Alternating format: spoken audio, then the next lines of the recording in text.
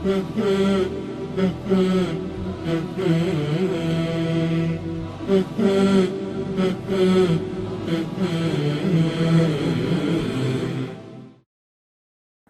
الله الرحمن الرحيم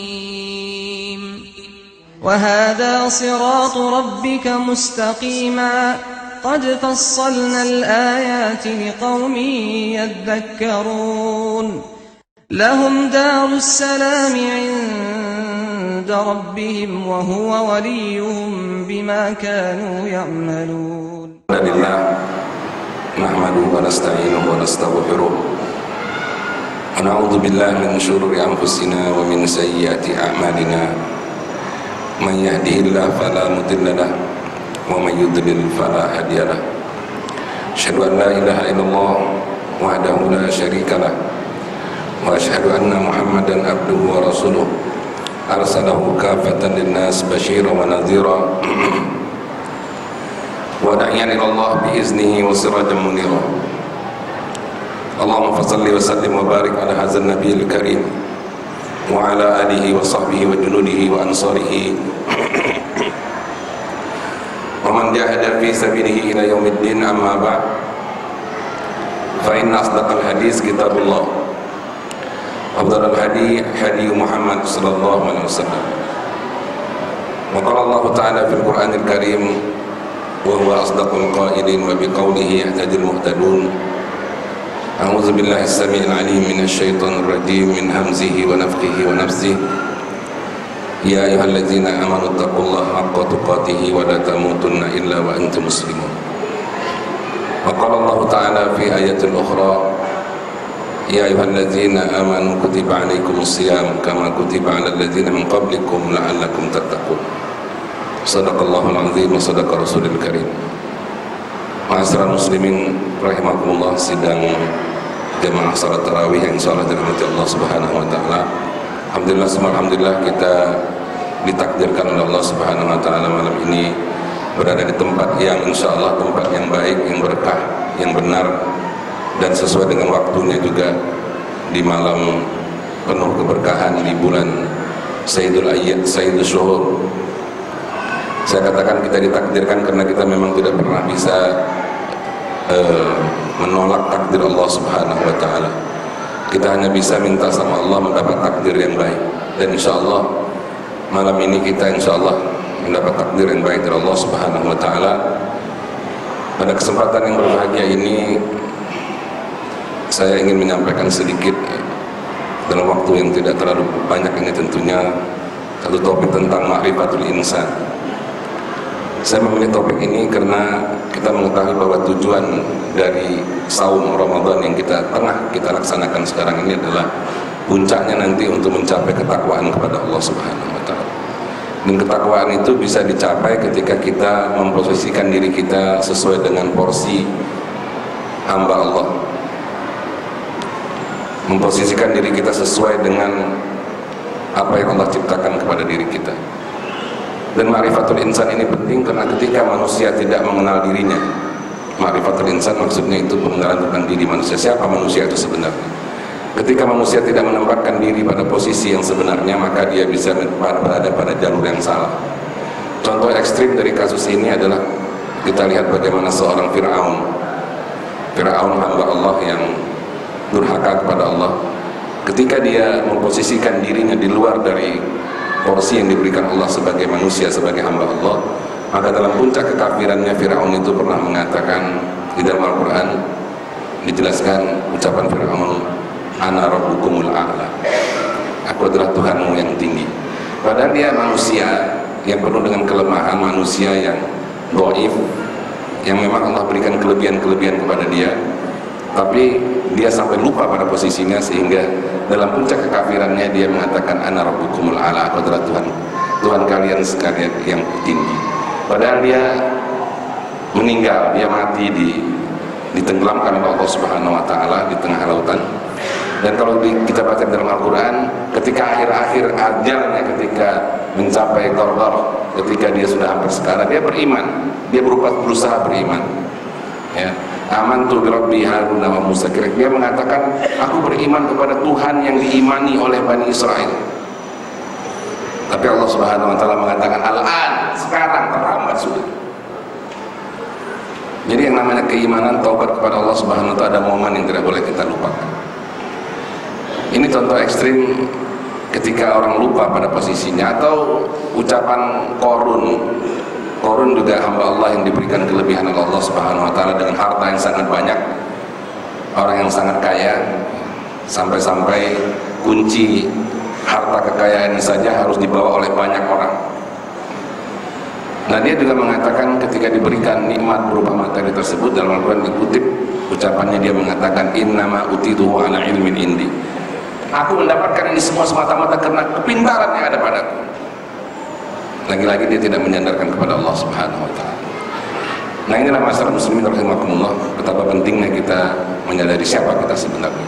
Dalam kajian psikologi sosial dan medis ya, tentang manusia, sampai saat ini kalau kita membuka literatur atau textbook barat yang notabene sekuler yang diajarkan di perguruan tinggi, baik itu di fakultas kedokteran, fakultas psikologi dan lain sebagainya, sampai saat ini kita tidak bisa menemukan menjawab pertanyaan siapa manusia itu sebenarnya. Ma'wal insan, who is the man exactly? Siapa manusia itu sebenarnya? Kalau kita bersandar kepada ilmu-ilmu textbook sekuler barat, mereka tidak pernah bisa menjelaskan siapa itu manusia. Dari mana dia berasal? Mau kemana nanti akhir hidup manusia itu? Sehingga seorang ilmuwan barat yang mendapat hadiah Nobel kedokteran, namanya Profesor Alexis Carrel, ketika dia meneliti, mengkaji tentang manusia, siapa manusia, dari mana dia berapa hakikat manusia tersebut, ujung-ujungnya justru tulisan yang keluar dari kajian yang tersebut, judul dari buku yang dia dapat itu adalah Man the Unknown, manusia sebagai makhluk yang tidak dikenal. Buku ini sampai diterjemahkan ke dalam bahasa Arab dengan judul Al-Insan Zalikal Majhul, manusia sebagai makhluk yang nggak tahu. Karena memang notabene ilmu pengetahuan barat yang sekuler, mereka itu tidak pernah mengajarkan ilmu itu sampai kepada hakikat yang sebenarnya, yaitu pencipta ilmu yang mengajarkan manusia tentang ilmu itu, yaitu Allah Subhanahu wa taala. Dan kita kebanyakan adalah hasil produk pendidikan sekuler. Seorang dokter yang belajar di perguruan tinggi di sekolah-sekolah umum, dia belajar tentang manusia, bagaimana manusia itu lahir, bagaimana perkembangan sel-selnya, bagaimana nanti pada suatu saat dia akan terjadi sakit, meninggal, tapi tidak pernah diajarkan dalam perguruan tinggi tersebut siapa yang menciptakan manusia. Kok jantungnya bisa bergerak, kok jantungnya setiap menit 70 kali berdetak, siapa yang menghidupkan? Tidak pernah. Sehingga lahirlah ilmuwan-ilmuwan yang sekuler yang tambah ilmu tentang pengetahuan alamnya, tapi tidak mendekatkan dirinya kepada Allah, semakin jauh dari Allah. Nah, masalah muslimin rahimakumullah, kita boleh buka textbook, tanya di mana sekarang orang tua kita yang sudah meninggal. Ada nggak satu textbook kedokteran barat yang menjelaskan orang tua kita di mana sekarang yang sudah meninggal itu di mana, di alam mana mereka, atau dari mana dulu kita berasal? Tidak ada satu jawaban tentang itu. Dan satu-satunya kitab yang bisa menjelaskan tentang manusia, min aina huwa wa aina tazhabun, mau kemana dia, itu adalah Al-Quranul Karim. Tidak ada kitab lain, satu pun tidak ada. Al-Quran menjelaskan tentang manusia, dari mana dia berasal, bagaimana perkembangannya, dan nanti akhirnya bagaimana. Dan Al-Quran sebenarnya dalam beberapa ayat sudah menjelaskan dan menyuruh kita untuk mengetahui hal itu. Di antaranya firman Allah dalam surat At-Tariq yang barangkali kita banyak yang menghafal. Dalam surat At-Tariq ayat yang kelima, Allah Subhanahu wa taala berfirman, a'udzubillahi minasyaitonir rajim, "Fananzuril insanu mimma khuliq." Maka hendaklah manusia memperhatikan dari mana dia diciptakan. Bentuknya fi'il amar. Kalau fi'il amar dalam Al-Qur'an, al-aslu fi'il amr itu adalah wajib. Kita disuruh oleh Allah, Anda harus tahu dari mana. Anda tidak ujuk-ujuk saja lahir begitu, dari mana? Siapa yang menciptakan kita? Seakan-akan Allah mengingatkan kita, karena penciptaan ini penting. Ketika manusia lupa bahwa dia ciptaan Allah, bahwa dia makhluk Allah, sangat mudah manusia itu menjadi ingkar kepada Allah. Karena dalam surat Al-Infitar ketika Allah Subhanahu wa taala mengajak manusia untuk tidak durhaka kepada Allah dan mempertanyakan kenapa durhaka kepada Allah, sambungan ayat berikutnya adalah tentang penciptaan. Dalam surah Al-Infitar Allah Subhanahu wa taala berfirman, "A'udzubillahi minasyaitonir rajim. Ya ayyuhal insanu ma gharraka bi rabbikal karim." Ya ayyuhal insanu ma gharraka bi rabbikal karim. Wahai manusia, apa yang membuat kamu durhaka kepada Tuhanmu yang Maha Pemurah?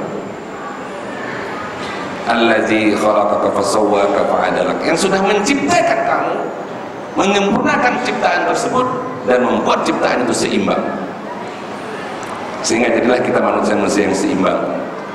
Contoh keseimbangan kita adalah kita bisa berdiri tegak, bisa duduk dengan tenang seperti bapak-bapak, ibu-ibu sekalian. Tidak ada yang miring-miring, tidak ada yang jatuh, karena ada organ keseimbangan dalam telinga kita. Ada organ yang membuat kita bisa tenang, tidak vertigo, tidak goyang, tidak jatuh. Tapi ketika Allah Subhanahu wa taala pada waktu tertentu mencabut nikmat ini, ada orang yang kena penyakit vertigo, ada yang kena penyakit pusing tujuh keliling. Dia jangankan duduk, tidur saja masih muter. Tapi fasawwaka fa'adalak, disempurnakan ciptaan kamu itu kata Allah dan dibuat seimbang. Fi ayyi suratin ma syaa, dan bentuknya juga Allah sekehendak Allah bentuk kita. Kita nggak pernah bisa minta bentuk rupa kita, nggak pernah. Kalau bisa minta pasti wah saya kurang putih, ya terlalu hitam, minta ya Allah putih lah gitu. Wah ini hidungnya pesek, kurang mancung, atau ini kurang begini, kurang, nggak bisa kita ngatur. Fi ayyi suratin ma syaa, sekehendak Allah membentuk diri kita. Apakah ada kontribusi kita dalam kelahiran kita di dunia? Tidak ada, nggak ada kontribusi. Kita nggak pernah, ya Allah lahirkan saya di kota ini, lahirkan saya di rumah sakit ini, nggak bisa. Kita ada yang lahir di dusun, ada yang lahir di kota, ada yang lahir di rumah sakit, ada yang lahir di rumah. Tidak ada kontribusi kita sedikit pun. Fi ayyi suratin ma syaa, terserah Allah membentuk rupa kita. Nah, masyarakat muslimin rahimakumullah, oleh karena itu kesadaran bahwa kita ini adalah makhluk Allah, bahwa kita ciptaan Allah, kesadaran bahwa siapa manusia sebenarnya sangat penting. Oleh karena itu ketika juga orang-orang barat sekuler, orang-orang musuh-musuh Islam ingin membuat umat Islam ini jauh dari Allah Subhanahu dari pencipta, maka mereka mengeluarkan teori-teori yang pada intinya ingin menyatakan bahwa manusia itu bukan ciptaan Allah. Seperti teori yang sangat populer, teori evolusi dari Darwin.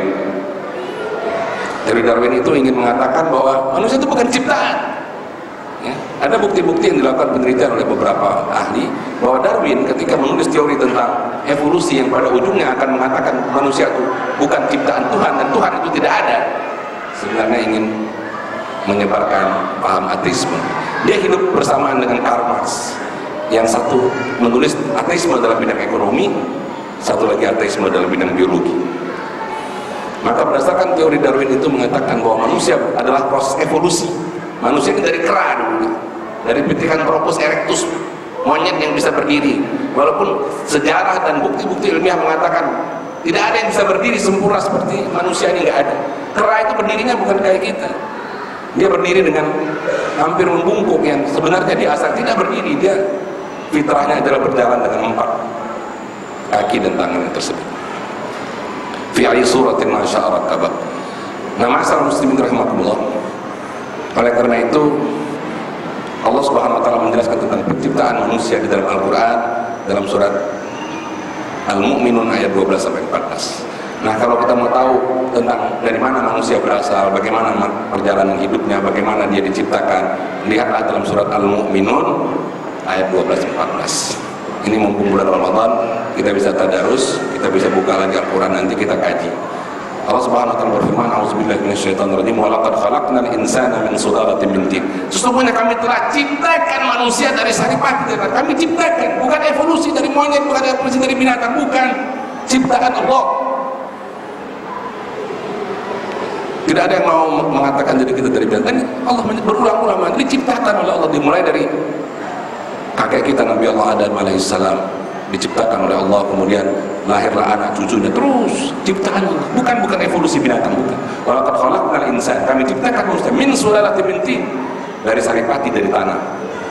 Nabi Adam langsung dibuat dari tanah, dan kita juga lahir dari satu proses di mana sperma laki-laki, sel telur wanita bertemu, merupakan hasil metabolisme yang makanan kita notabene berasal dari saripati dari tanah. Kita makan nasi berasal dari beras ditumbuhkan di tanah. Kita makan protein nabati, hewani, semua mereka mengambil saripati dari tanah. Summa ja'alnahu nutfatan fi qararin makin. Kemudian kami jadikan dia sperma. Nutfah itu kalau kita baca dalam Al-Quran diartikan dengan mani, air mani, sperma. Fi qararin makin, di tempat yang kokoh. Bayangin di abad ke-7 Al-Quran sudah bicara tentang mani, tentang sperma. Pada abad ke-7, jangankan Barat pernah menemukan sel-sel sperma ataupun sel-sel tubuh manusia yang menghasilkan penciptaan, mereka bersih gelap.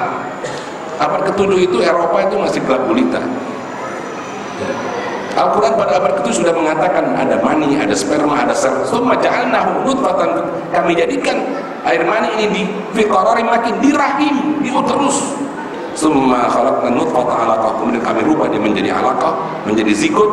Summa khalaqna 'alaqata mudghah, kami jadikan 'alaqah ini menjadi bentuk janin. Summa khalaqna mudghata 'azama, kemudian kami jadikan mudghah ini ada tulangnya. Fakasawna idhama lahma, kemudian tulang ini kami balut dengan otot.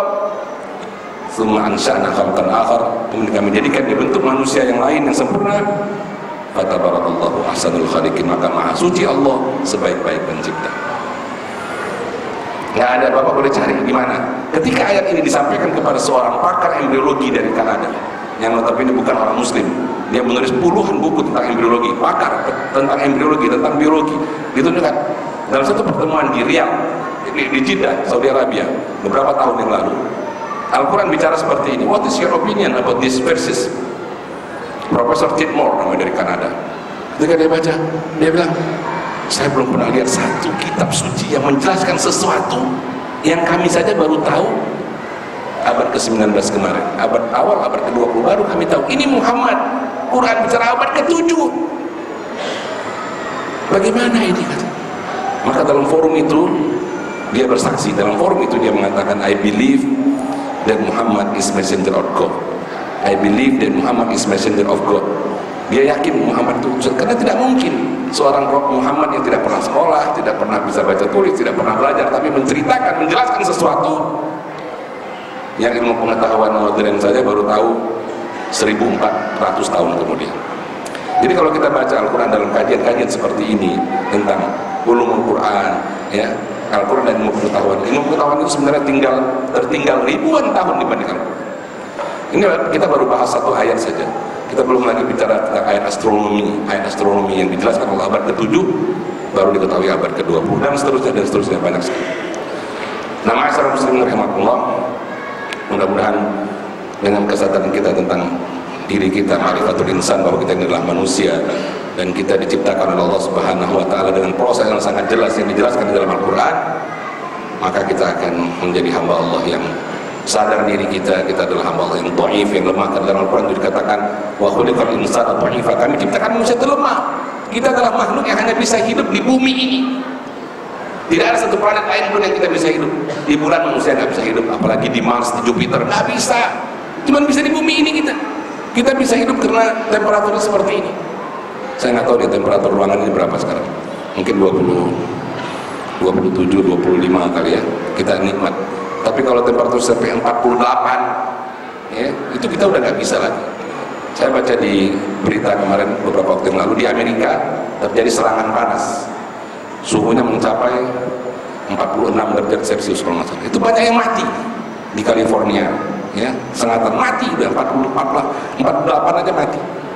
Ya, ini kita nggak bisa hidup di tempat yang panas, tidak bisa, kurang oksigen. Ini juga kita tenang karena oksigen ada 20% di sini. Kalau disempitkan oksigen yang kurang, nggak bisa, meninggal semua gitu. Itulah Allah katakan kami ciptakan bumi itu sesuai, ya. Famsu fi manakibiha, kami jadikan bumi ini baik, jalanlah kamu di muka bumi. Ini yang sering kita lupakan, bahwa kita makhluk yang lemah, tergantung, sangat tergantung kepada karunia Allah, berikan nikmat Allah, dan tergantung sama oksigen, tergantung dengan temperatur yang baik, tergantung dengan suhu udara seperti ini. Kulit kita juga, ya, nggak bisa kalau kedinginan, nggak bisa, kepanasan nggak bisa. Inilah manusia yang wa khuliqal insana dha'ifa. Mudah-mudahan dengan kesadaran tentang diri kita ini, kita bisa memposisikan dan semakin kita menempatkan diri kita bahwa kita adalah makhluk ciptaan Allah, sebagaimana Al-Quran juga mengatakan ya ayyuhal insanu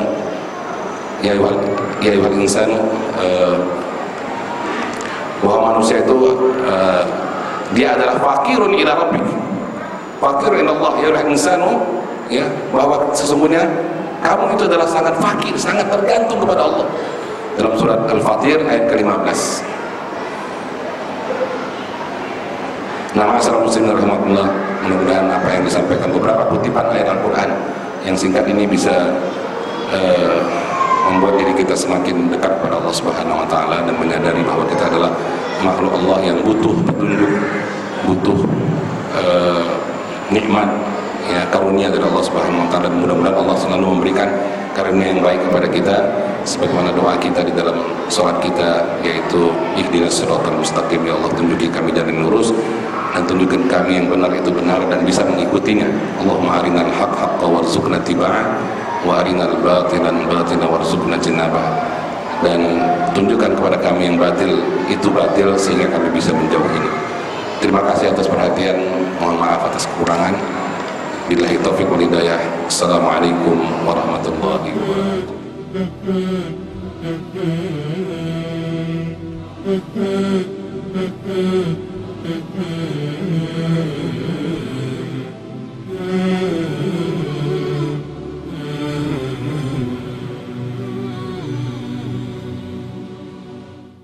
أضفيت على الحسن العبقى فالورد تضوع واعتنقا حسن يا رب لنا الخلقا طهره فلا يحوي نزقا أضفيت على الحسن